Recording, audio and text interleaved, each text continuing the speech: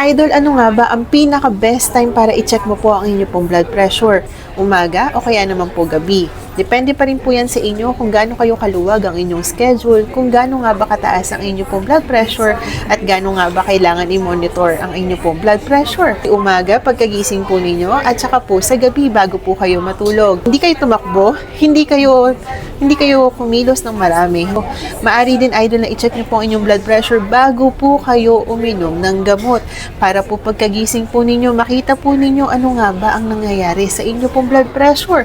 Oras na kayo po ay nagising. Kailangan, idol, ay hanapin niyo po yung mismong oras na talagang sobrang relax po kayo. Baka naman pagkatapos mong maglaba, baka naman mamaya ay pagkatapos mong tumakbo o kaya naman meron kang heavy activities tsaka mo i-check ang inyong blood pressure.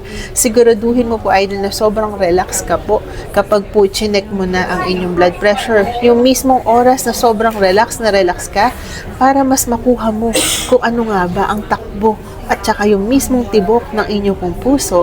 Ito po ba ay kayang-kaya? Ikita po natin kung epektibo po ba yung gamutan po ninyo, idol, saka yung mga diet na ginagawa po ninyo, yung mga exercise na ginagawa po ninyo, at saka po yung hard work na ginagawa po ninyo para lamang po magkaroon ng maganda at normal na blood pressure.